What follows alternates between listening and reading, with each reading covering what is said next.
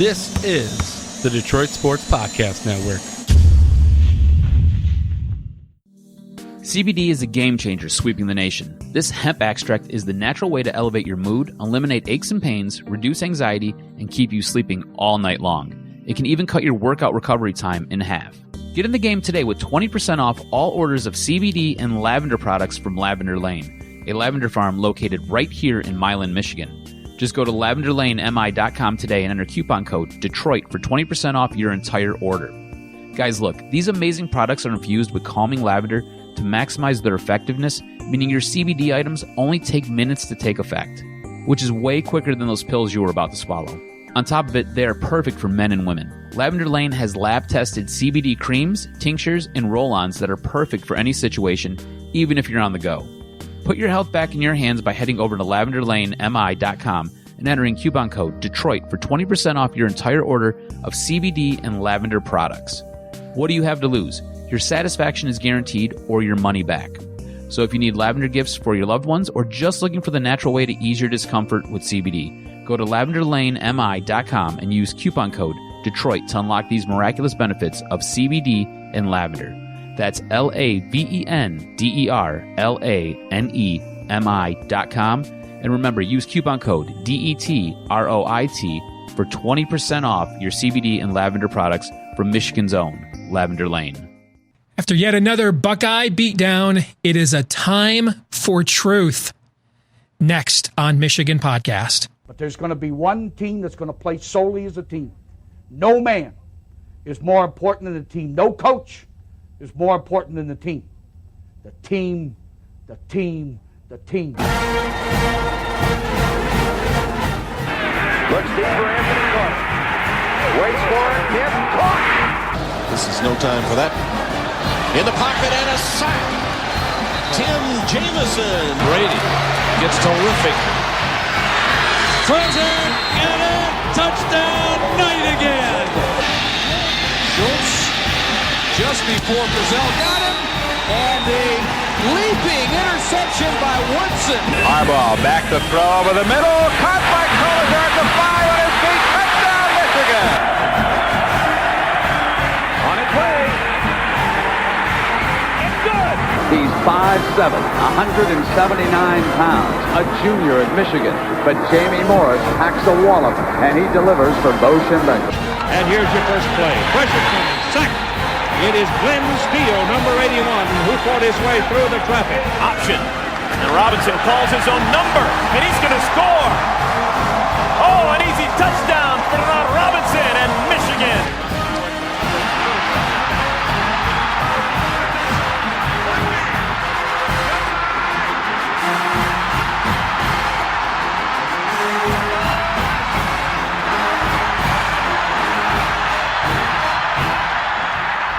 Win it. We're going to win the championship again because we're going to play as a team. And when we play as a team and the old season is over, you and I know it's going to be Michigan again. Michigan.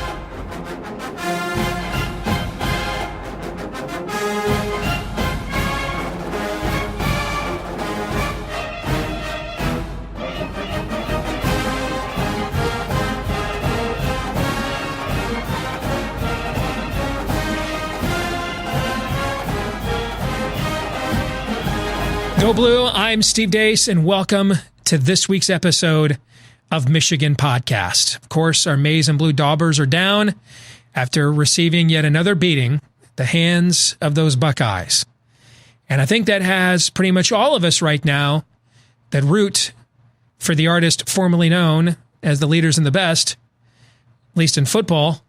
I think that has all of us right now looking and searching for answers. So on this week's episode, we're going to try to find some. In the next segment, my partners over at Wolverine Digest, Michael Spath and Brandon Brown, will be joining us. We'll take a little true-false test with them as they try to help us get to the root of where the Michigan football program is and ultimately where it can go.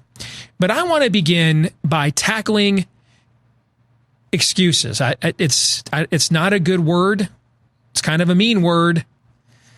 But I've seen a lot of excuses, whether it's been in my own feed, the comment section here, the various message boards, etc. And so I want to tackle some of these common Michigan fan tropes, aka excuses, here to open up this week's podcast. Let's begin with excuse number one. That Ohio State cheats. Now let's just say that's true. But let's say that Ohio State is cheating to get players. Well, either turn them in or stop giving cryptic passive-aggressive quotes to John U. Bacon about hard to beat the cheaters or cryptic tweets. Either turn them in or shut up, because it sounds like you're whining. And whining is for people who either don't have the balls to do what must be done, or they just are looking for excuses because they're not good enough. So if they're cheating, then turn them in. Bo Schembechler turned in Illinois for cheating back in the 1980s. Woody Hayes turned in Michigan State for cheating back in the 1970s. So if they're cheating, and there's a message board post right now on the Wolverines premium site, that's the Michigan rival site where I've been a subscriber for probably 20 years, that is detailing all these specific ways schools, including Ohio State, cheat. If that stuff is true, turn them in. Call them, if you're a Michigan coach and they're cheating, why haven't you turned them in? And then on a broader level, if they're cheating, so what? Name me another context in all of human existence that it is considered unethical to buy a single mom a home, to pay for a poor family's electric bill, or buy them a car. There is nowhere else on all of planet Earth, no other human endeavor, where it is considered tawdry and unethical to provide for people in such predicaments than these stupid NCAA rules. So, who's got more money than Michigan? Answer, not many. So, that's a you problem. The only people who care about NCAA rules are the people who are in no danger of breaking them in the first place. Okay, so that excuse is lame. How about excuse number two? Let's see if this one's better. That Ohio State doesn't care about academics. Well, last year, Ohio State had a higher APR than Michigan. Yeah, I didn't believe it either. I had to look it up thrice, but it's true.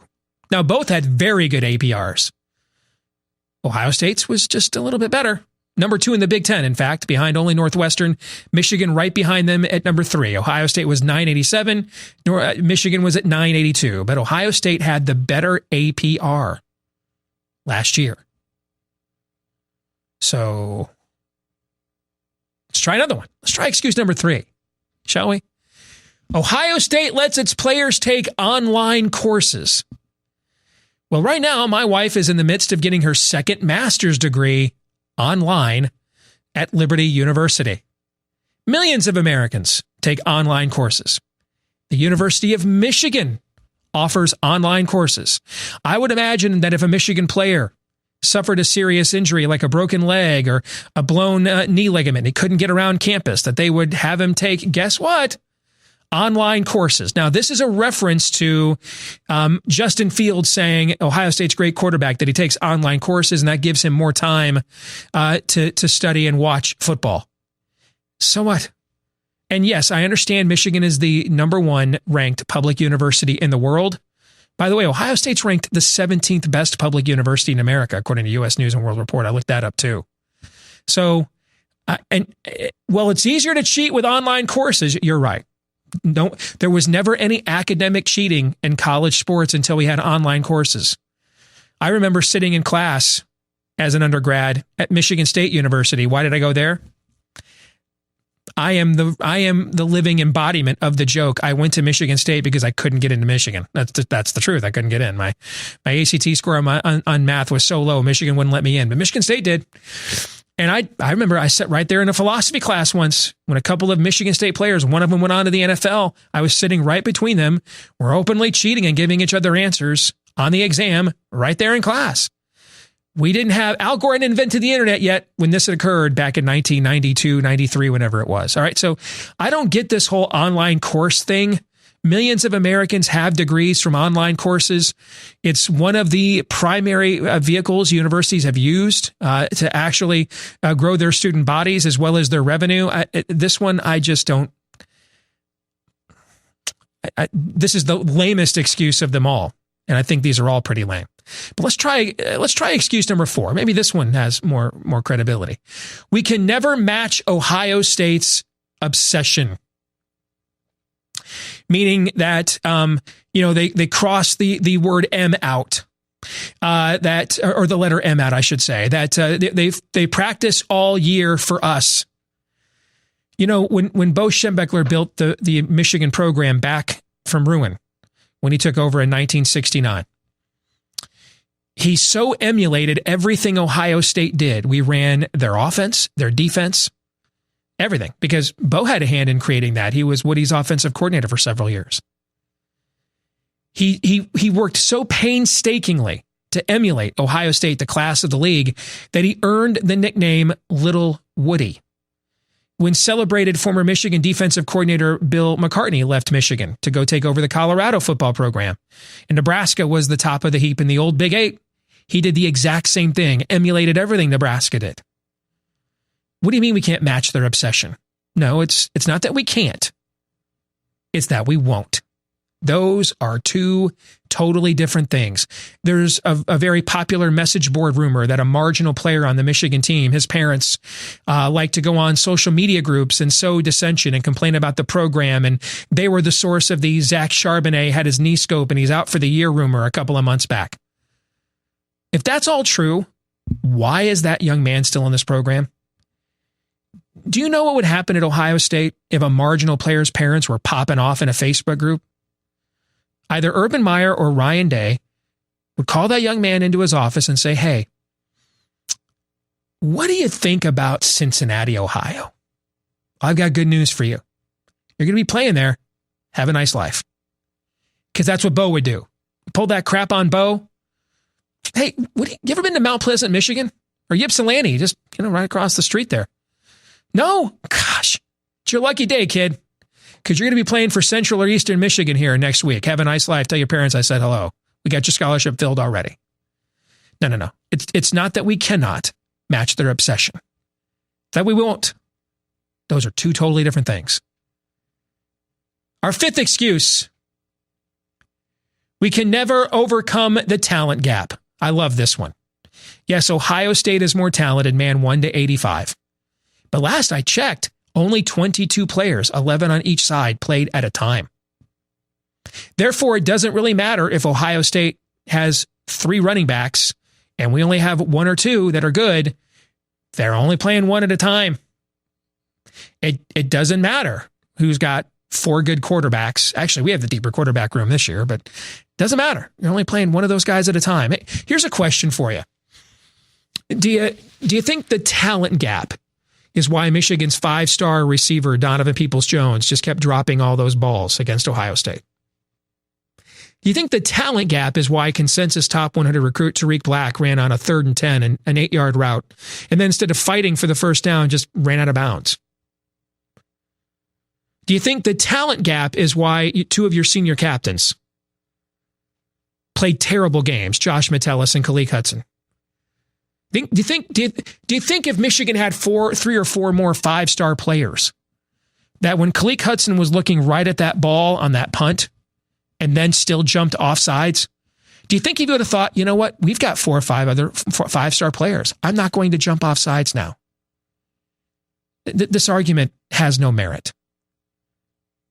If it's only about talent gaps, how did Iowa and Purdue beat these guys?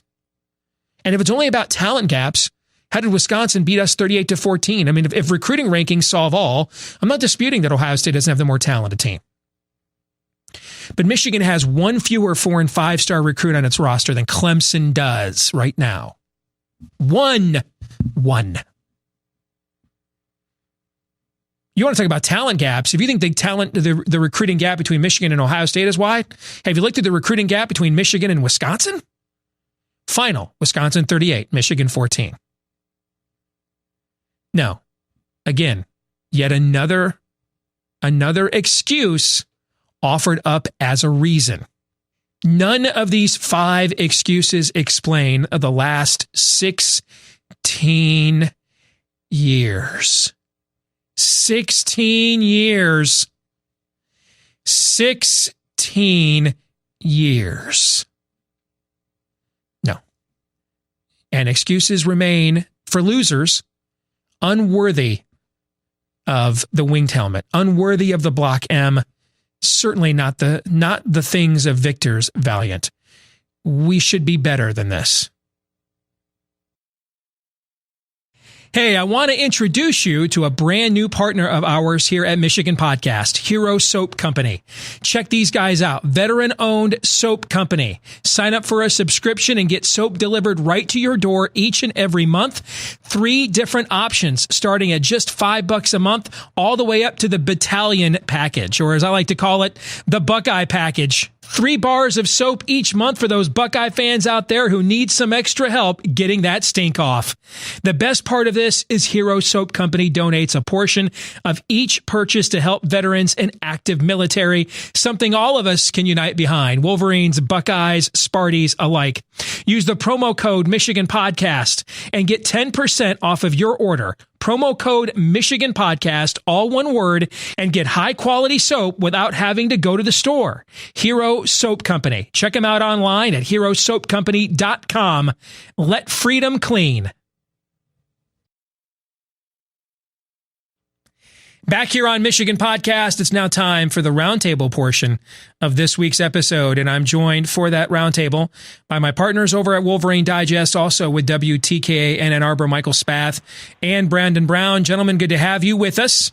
So for the roundtable this week, continuing with the theme we started the show off with, A Time for Truth, I have prepared 9 true or false statements.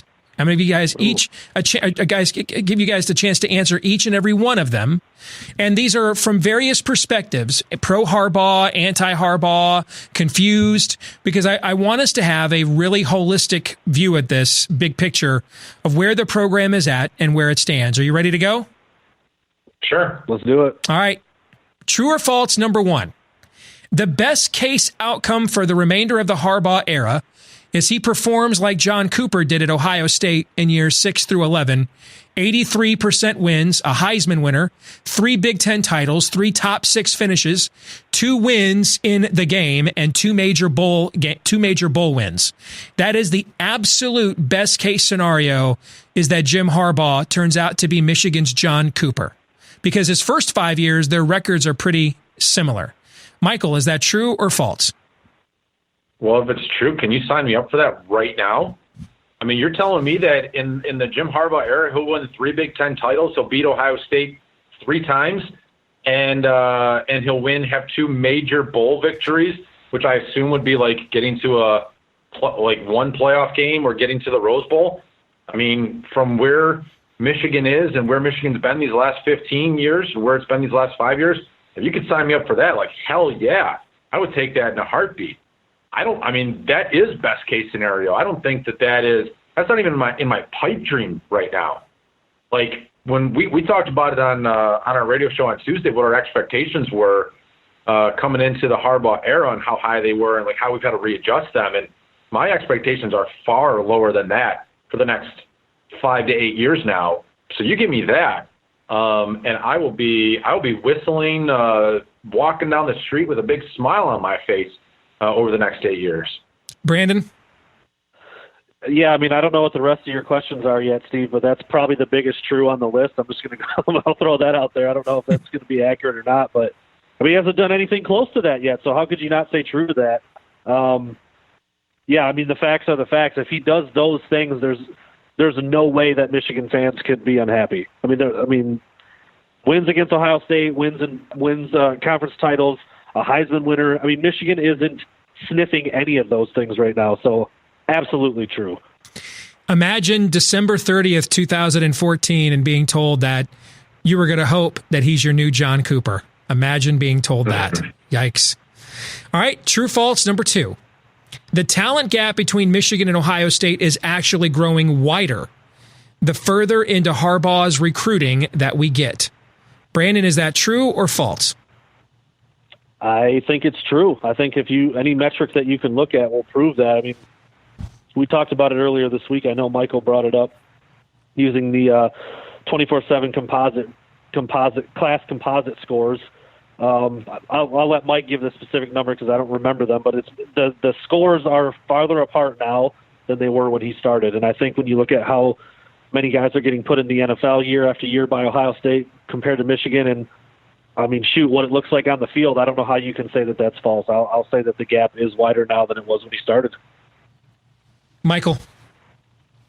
Yeah, I mean, if you want the numbers, so use 24/7 Sports composite rankings, which essentially they look at, and I know you, Steve, you do this too, for Wolverine Digest. It looks like every player that's currently on the active roster. So it's usually when the week of the first game, and then what their high school ranking was, and it adds that all up and comes up with like a point total.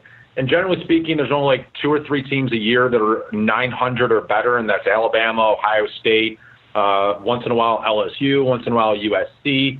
And then there's a lot of programs between like 800 and 900. And generally speaking, Michigan the last 5 years has been around 850 or so, and Ohio State's been north of 900. Well, when this thing first started in 2015, Harbaugh's first year, Ohio State was 50 points better than Michigan, which is a good amount, but it's essentially the equivalent of like 3 or 4 more 4 or 5 stars in the program.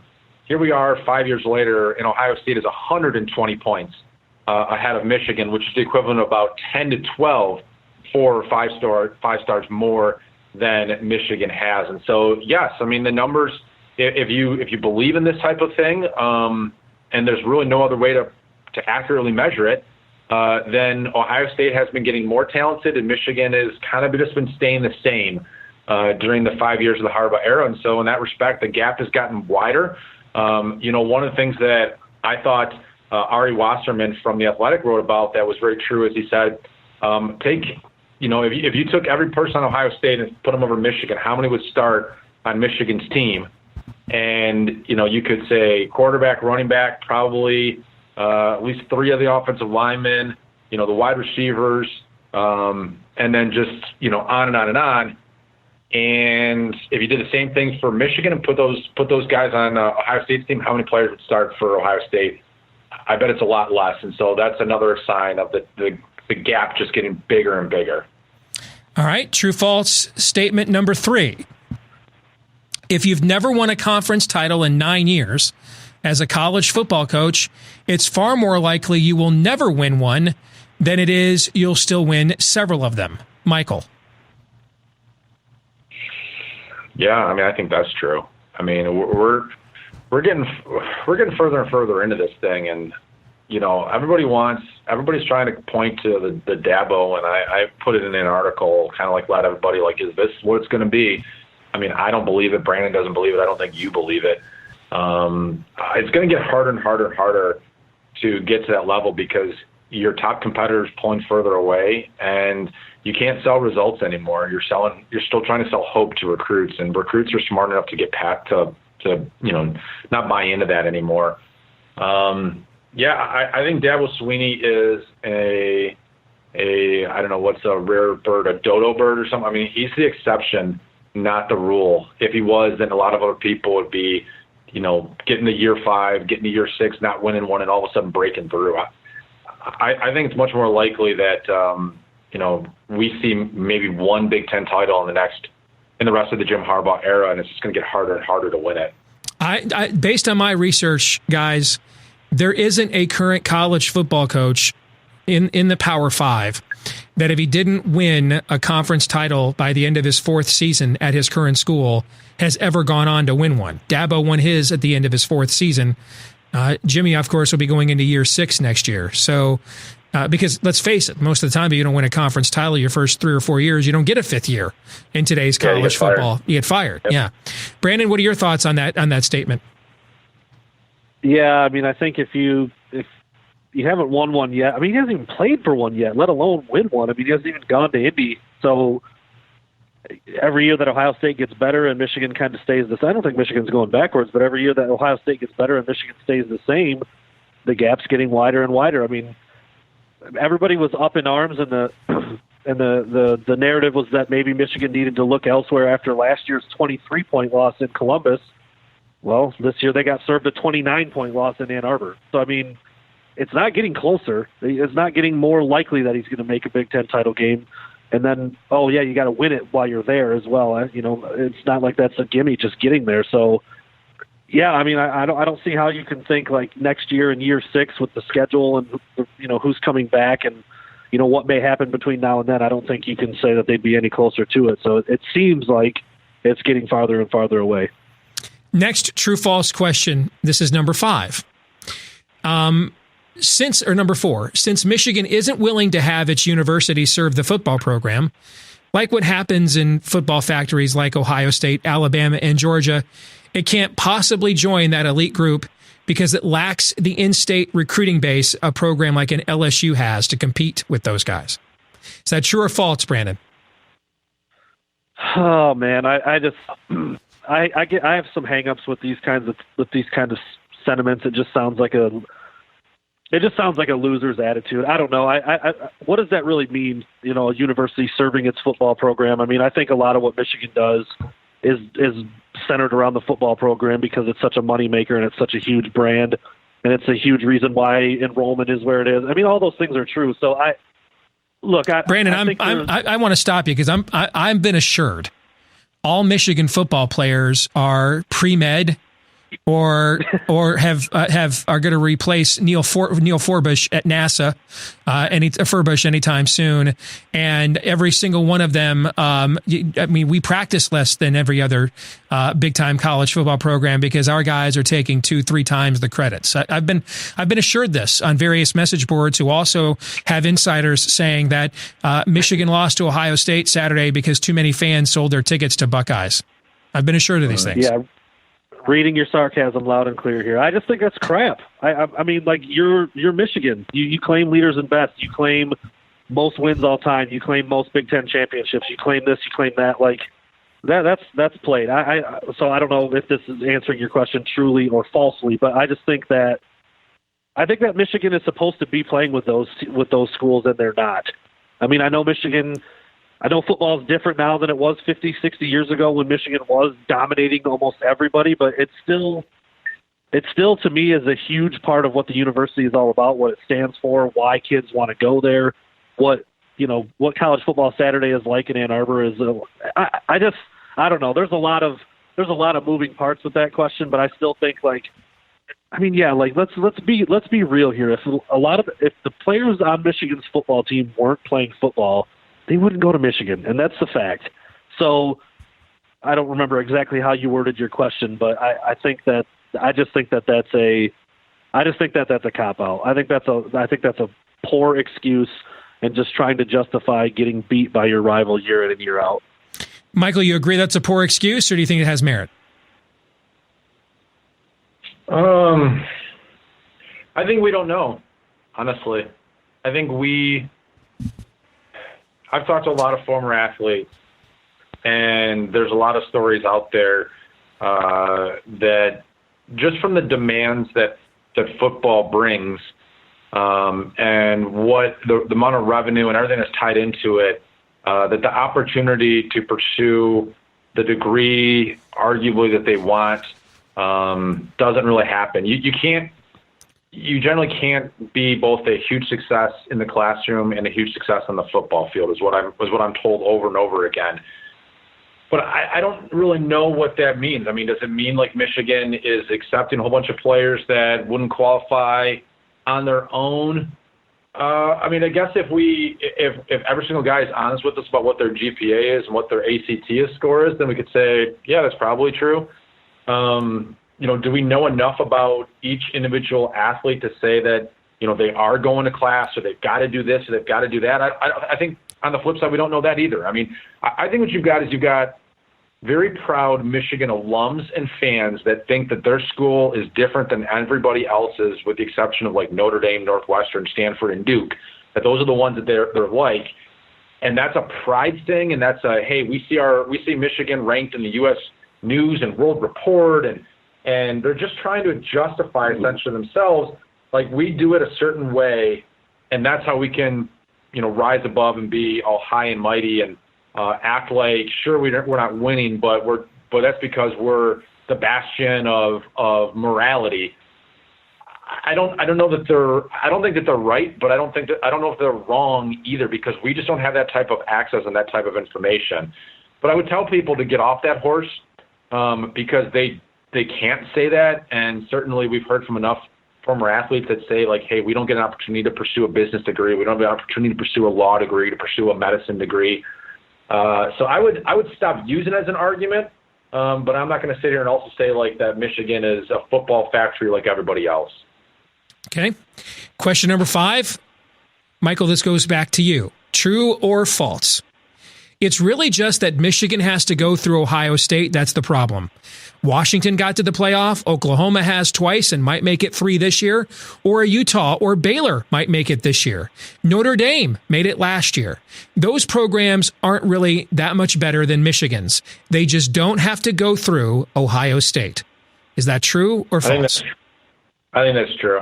I think if you dropped Ohio State in the Pac-12, we never see Washington. I think if you dropped Ohio State into the Big 12, I think you might still see Oklahoma here and there, but they certainly wouldn't be this dominant program of the last 5 years. If you dropped them into, if you made Notre Dame play them, I don't think Notre Dame is playing in the playoff. They're one of the 3 or 4 best teams in college football over the last 8 years, and they're a juggernaut, and they're really hard to beat. And so, Michigan's a little bit cursed in the fact that they've got to play Ohio State every year. It's a little bit like in the ACC. Everybody has to play Clemson, and nobody can beat Clemson right now. And in the SEC, I mean, there's a couple of good programs. Now, here's the thing: is that the SEC is a perfect example of this. Is if you have a juggernaut, if you have a Goliath, like they did with Alabama, you just got to find a way to rise up to their level. And, LSU has done so this year. Georgia's trying to do so on a regular basis. Auburn has beaten Alabama a couple of times and has won a national championship. Florida is trying to get there with Dan Mullen. I mean, you've just got to find a way. Just because you have a Goliath in your conference doesn't give you an excuse that you should never win. It just makes your job that much harder. Brandon, I'm guessing you agree with that? I do. Yeah, we talked about this earlier today on the radio, and I said almost exactly what Michael. I think Michael actually asked, like, what would happen if you took Notre Dame and put them in the Big Ten? What would they do against Ohio State? And I said, lose. I mean, so it is what it is. I mean, Ohio State's as good as any program in the country, and they have been for a handful of years. Notre Dame's actually played them in 2 major bowl games, remember, during this 16-year run of misery that Michigan's had. They played them in the year that we all learned A.J. Hawk was going to marry Brady Quinn's sister, or maybe it was the other way around, I don't remember. And then there was the linebacker that got hurt for Notre Dame. That was the cautionary tale, and guys started skipping bowl games after that, and they got destroyed in both of those games. So that kind of goes to what you're talking about. Yeah, and I said the same thing. If you if you go ahead and stick Ohio State in the ACC for the last handful of years, I don't know if Clemson. I mean, I know Clemson beat them, but if you started it 6-8 years ago, before Clemson is what they are now, or last year or the year before, maybe they're never Clemson. Totally different scenario as well. So it is what it is. I mean, it's a bummer for Michigan and Michigan fans that Ohio State is as good as they've ever been in their entire existence right now. But yeah, I think Ohio State has just been that good, and it's just the way that it's played out. Okay. Next true false statement. Now, this is number 6. Michigan must hold on to Harbaugh because he's the best the school can get, despite going 0-5 against Ohio State, winning 0 Big Ten titles, and going 2-10 against top 10 teams. Brandon, you get this one first. Oh, boy. I mean, I think in theory it's false. But I think on the surface and when you actually start naming names, it's true. I don't know. That's kind of a cop-out. Because eventually you're not hiring a hypothetical. You're hiring an actual person. Right. Right. Yeah. Right. So, oh, man. I mean, Jim Harbaugh is winning a lot of games, but he's winning a lot of games that he should win. He's losing games that he's going up against other opponents that have equal or close to equal or maybe more talent. Eventually, you'd like to see a coach break through that wall and take the next step and take a team to another level, and he hasn't done that. Now the question is just, okay, who is out there that can be that guy that can do that? I mean, Dabo Swinney, Lincoln Riley, Nick Saban, Urban Meyer, all these guys have started somewhere and have been successful at various levels, but eventually they took it to another tier and are now the elite of the elite. So it's dumb to think that there's nobody else out there like that, but it's just really hard to find that person. And we've seen a lot of programs try and fail over the years, including Michigan not that long ago. So it's a really loaded question. I guess I'll say I just think that going 0-5 against Ohio State and not even playing for a Big Ten title in 5 years is a fireable offense. So I will say false. Michigan does not need to hang on to Jim Harbaugh, but if they do, I can't say I don't understand, because he's putting butts in the seats. He's making the school a lot of money, and he is winning a high majority of his games, just not the ones that everybody really, really wants him to win. What do you think, Michael? I think Brandon said everything that I want to say, because this question drives me up a wall. Yeah, no, I mean, Brandon knows this. You know this. We've had enough conversations. I mean, look, everybody is so afraid. Every Michigan fan is so afraid of going back to the Rich Rodriguez and Brady Hoke days that they cannot fathom parting ways with Jim Harbaugh, because they think that whoever Michigan hires is going to be a bum that wins 5 or 6 games or 4 games or goes 3-9. And, you know, that's the anomaly. Michigan had, 3 head coaches for the course of about 35 years before those guys, and they had one 6-6 season in that 35-year stretch. And then a guy comes in who wants to completely overhaul everything that U of M does. He doesn't have the recruits to run his system. He screws Michigan up for 3 years, and then when they bring in a new coach to try to change back, he screws up the next coach for the next 3 years. That's an anomaly. That's not what would happen here. Jim Harbaugh has 4 recruiting classes that all rank in the top 15 in across the country. 3 of them, I think, are in the top 10. There's a lot of talent on this team. Everybody plays about the same nowadays. Everybody runs a version of the spread offense. So you're not coming in here and a guy going like, you know what I'd like to do? I'd like to go back to the wishbone. Let's recruit players for the wishbone to try to win this thing. That's not what this would be. You'd go out there and hire somebody who's literally going to run the same type of offense that Josh Gaddis runs, with the same type of personnel that you need to do it, and is going to have a defense that's like, hey, I've got a lot of athletes that I'm picking up that can play man-to-man, that can play zone defense. So, and then, the other thing, too, is that you've got Rutgers and Maryland performing at an all-time low. You've still got Indiana. You've got Purdue. You've got Michigan State on the downward trend. You've got Northwestern on a downward trend. I mean, there's going to be – you're going to have 7 or 8 wins. Brandon and I talk about this all the time. You're going to have 7 or 8 wins essentially guaranteed, because you can out-recruit everybody and you're not going to try to blow up the system. So are there coaches out there that can win 8 games besides Jim Harbaugh? Absolutely. Are there coaches out there that can win 10 games besides Jim Harbaugh? Absolutely. Is there a coach out there that can beat Ohio State and get Michigan to Indianapolis and play for a national championship? That's the question. If you believe that there is, and your current guy has shown an inability to do so, then maybe you move on from him. If you truly believe, if you're Ward Manuel, if you're the fans, that there's nobody else out there that can get past Ohio State and that can get to a national championship, then you might as well just stick with what you got, because what you got is working well enough to win you 10 games. But that's what it ultimately comes down to. Is there someone that can do better than Harbaugh and acknowledge that nobody you hire bringing in is going to go back to the Rich Rod days? It's just not going to happen. And I think so many people don't want to go to Harbaugh because they're afraid of Rich Rod, and they don't understand the dynamic that is gone and done with and never going to happen again. Well said. By the way, Juwan Howard already has as many wins over top 10 teams as Jim Harbaugh does. Three more of these to go. It's true. Unfortunately. Three more of these to go. Number 7. Michigan has the resources and reach to turn an upcoming coach who's a grinder, like a Matt Campbell or Matt Rule type, into the next Urban Meyer. But the risk of trying to identify who that might specifically be isn't worth giving it a shot. Michael, back to you. I mean, that's what we're talking about here. That's the game. That's what you have to do is you have to be able to identify talent and the next up and comer, and that's a hard thing to do. I mean, Dabo Sweeney was not supposed to be that guy. No, he was the wide receivers coach. Yeah. Yeah, he was an interim coach, and he turned out to be a superstar. It's like, okay, the person that hired Urban Meyer to Utah, he had to look at Urban Meyer at Bowling Green and say, look, there's a lot of guys who have won in the MAC.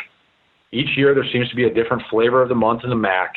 I'm picking this guy to be the next great thing, and then he was.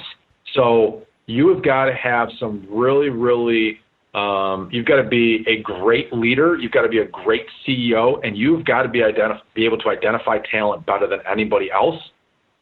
And if you don't believe that you're capable of that, then you stick with what you got, because then it is a little bit too much of a risk if you don't think you can identify who the next great guy is. It's a hard thing to do. We see Fortune 500 companies that hire new CEOs, and a year later, that person's out on their rim because they didn't deliver what you thought. I mean, this is the hardest part. Is you've got a very successful business, and do you go out there and hire that person to take you the next 10 years into the future and revolution and get you to the highest heights, or do you go out there and hire that person who a year from now you're bankrupt and you're Toys R Us? That's what it comes down to. Brandon? Yeah, it's really tough because Michigan has gone a couple of different routes before Jim Harbaugh got to Ann Arbor, and neither of them worked. And that's what Michael was just talking about in the last question about how Michigan fans are just terrified of making the wrong decision because they did it twice. I mean, Rich Rodriguez was the hottest name in college football, bar none. Alabama wanted him the year before he came to Michigan. Yep. And he flamed out for a myriad of reasons. I mean, the books are out there, all the stories that have been documented. We all know that he wasn't a great fit from day one. Whatever you want to say, it didn't work out. So then they tried to do the other thing, what Michael just said, try to go out and find that MAC coach who's kind of been outperforming a little bit, has a little moxie, has a little something to him. And, oh, by the way, he had Michigan connections, so they bring in Brady Hoke, and he was in over his head. I mean, he just wasn't the guy. It was pretty clear after that first year that he just was not cut out to run a program like Michigan. So it's tough. It's really, really tough to try to strike gold on a risk, on a lower program head coach. And even the sure thing isn't a sure thing all the time. So yeah, I mean, these two questions are kind of linked together. It's about finding the right guy if you think you want to go another direction. But ultimately, I just don't know if that's even in Ward Manuel's thought process. It doesn't seem like it. So this might all be a moot point because I don't really know if that's even part of what he's thinking about is, looking to make a change. So, we'll see what happens with this bowl game and how that looks and plays out and all that good stuff before we start really getting into it. But for right now, that doesn't even really seem to be part of the plan. Brandon, we'll go back to you here with number 8. Michigan would be better off if Jim Harbaugh left for the NFL on his own. I think that's, I feel like that's probably true, even though he just came out and said that absolutely was not going to happen not that long ago. I mean, I guess I think about it like this, Jim Harbaugh is kind of a different guy. We all know that. He has some quirky things, and we've heard he might not be the greatest at, giving the rah-rah speech. That's not really the thing that he does. And doesn't seem to be the most personable dude in the world. So if he leaves on his own, are players really going to, are they going to be heartbroken by that? I don't know if we can really answer that question, but it doesn't seem like it. I mean, I don't think players would be falling all over the place thinking, no, he's got to stay. We got to do whatever we can to get him to stay. There's no movie scene like that, I think, if Jim Harbaugh decided to pick up and leave. That might be the best case. I don't think that will happen. I mean, I don't know. Jim Harbaugh is a really competitive guy. There's no doubt about that, and I can't imagine how he feels about going 0-5. I think we forget about that sometimes. Mm-hmm. As much as Michigan fans hate it and as much as we hate talking about it every day, how do you think he feels? I mean, he's the one losing those games. So I don't. That's a really tough question, too. The best case scenario, if that's how it's worded, I guess I'll say true. But it's probably not good in a lot of ways. I mean, he came out and said that it wasn't going to happen to try to save the recruiting class. This happens every year. Other schools, start talking about him potentially going back to the league. Mm-hmm. I don't even know if anybody in the league wants him. I mean, that's a whole other angle. Like, why would you at this point? What has he shown that he could come back to the NFL and do anything? So I guess I'll say true just in terms of if there's going to be a change, that might be the smoothest way to do it. But again, I don't know if that's something that he's willing to do or if that's even an option for him right now. Michael, what do you think? I mean, I think this. I think whether Harbaugh is here or Harbaugh is not, I think the Michigan program will be fine because it's set up for success in a way that it wasn't set up for success when Lloyd retired, when Rich Rod got fired, and when Brady Hoke got fired. There's a lot of talent here. The facilities are, with the exception probably of Ohio State, the best in the Midwest. All the resources are available for anybody to come in and do their job. Does Harbaugh leave for the NFL, and would that be okay for Michigan? I mean, yeah. Again, I think Michigan is going to be just fine one way or another. And I don't know. I'm not expecting that scenario to play out. I think it's more likely Harbaugh retires and kind of does like an Urban Meyer thing than he would go back to the NFL. So I'm not sure. I'm not sure on that one, honestly, but I'm not worried about it if it ever were to happen. Final question, Michael. You get to take this one first. Given the ceiling Michigan football appears to be at, Michigan should readdress future resources to go all out for basketball championships, since it's obvious football's success in that championship arena has been capped, has reached its limit. Is that true or false? Well, I mean, I think the only way that you're going to go all out for basketball championships is if you do the one thing that we've talked about doing in football too, and that's put your reputation and everything on the side and say, we're going to go be the next Duke or the next Kansas or the next Kentucky or the next UCLA, and we're willing to kind of jump into the muck a little bit here. Because other than that, honestly, Juwan Howard's getting paid really well. He was able to hire every single assistant coach he wanted to hire. They have great facilities. They spend a lot of money on recruiting. I don't think there's anything in terms of hey, they need to throw another $50 million at the program in order to make it a championship. I mean, the fact of the matter is that they are a championship program.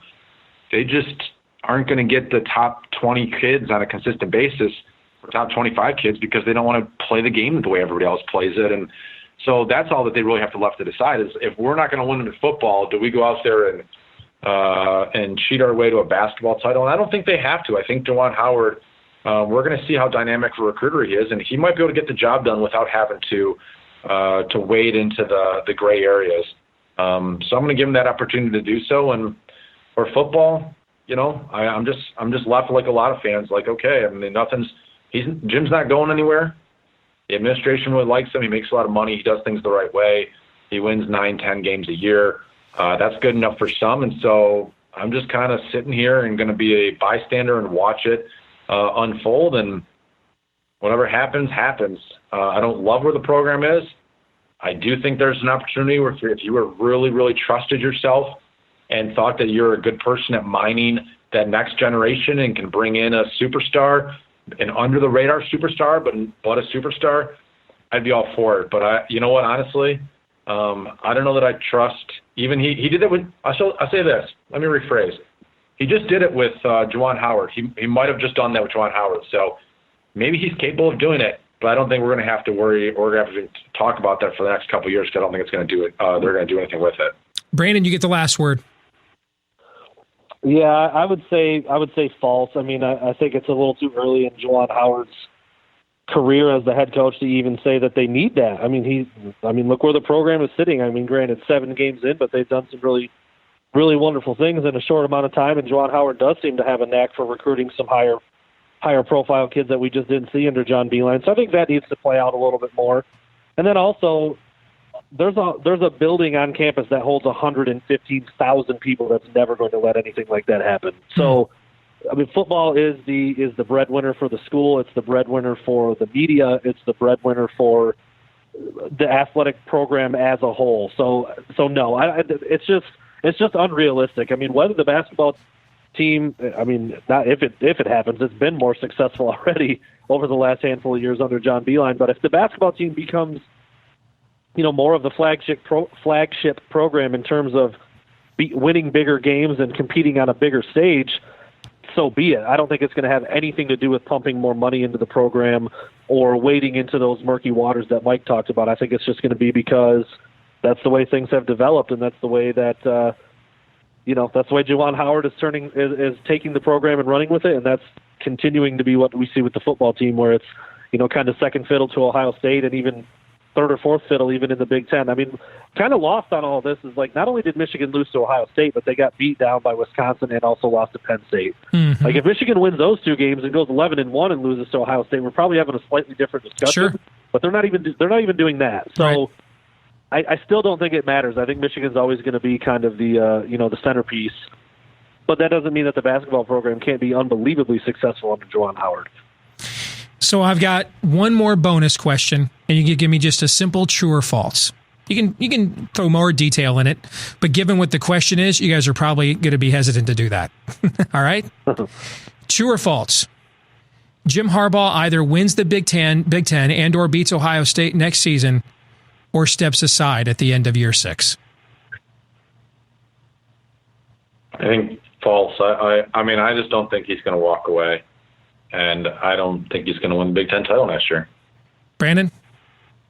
I actually think that's true. I think if it gets to 0-6 against Ohio State and another year of not playing for a title, I think some of those pressures are going to mount and it's going to be a little much for him. I'm not saying that this is like a turning point in what's going on, but at that press conference after the Ohio State game, it was a couple seconds away from spilling over into a mutiny and some weird stuff happening that you just normally don't see at press conferences. I mean, Harbaugh is kind of going at a reporter for asking what I thought was a perfectly appropriate question.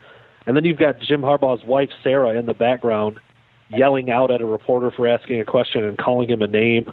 It was a bad vibe in there. And I think if you get another year of that, it's going to go to somewhere that it just hasn't been yet. Yeah, you know what? On that, I'll say this. Family should not be in press conferences. I don't understand what that was all about. I mean, and it's happened before, and we've been to ones before, whether it's basketball, women's basketball, I mean, actually, I don't know if I've ever seen it at hockey before, and I've been covering hockey for a long time, but we've seen it before where family or friends are in the press conference, and it's just there's just no place for it. I mean, it's a professional environment. It's not, I think sometimes people in I understand it's a very difficult job, and for a family to watch your husband, to watch your son, to watch whatever get criticized, it's got to be immensely difficult. Yeah. But the press doesn't work for Michigan. It just doesn't, and so it works for the people. It works for the fans that shell out the money. It works for 115,000 that are paying for all these rights and things like that. And so they just have no business being in press conferences. Gentlemen, excellent conversation. I think our audience, I know, is going to really enjoy it. Thanks for joining us again this week here on Michigan Podcast. All right. Thanks, Steve. Thanks, Steve. Take care. Michigan Podcast brought to you by Wolverine Digest, now part of Sports Illustrated. That's right, the SI.com network. That's myself, Steve Deace, Michael Spath, and Brandon Brown, bringing you tons of content each and every day at WolverineDigest.com, and it's all free. Analysis, video, commentary, breakdowns, everything you need to be an informed Michigan fan. You're going to get it every single day at WolverineDigest.com. And keep in mind, we don't require access to the program in order for us to generate content. So we give you unvarnished, unfiltered analysis. Yes, we're Michigan fans. We want Michigan to do well, but we don't see it any other way other than calling balls and strikes, and that includes the home team too. Go to WolverineDigest.com now.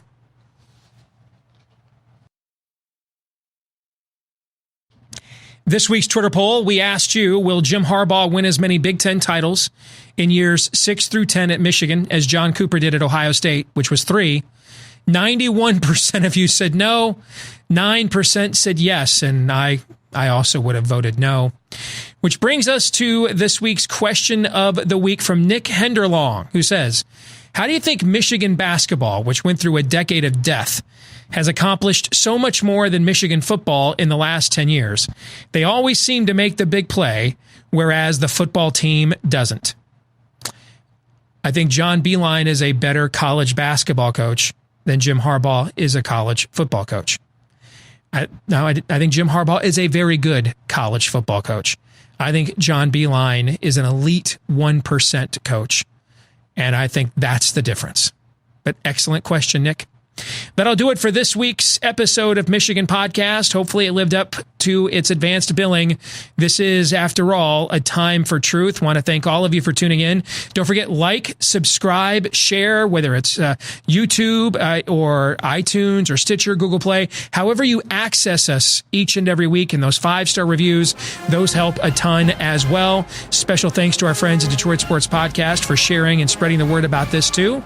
To all of the rest of you, thanks for tuning in, and until the next time, go Blue.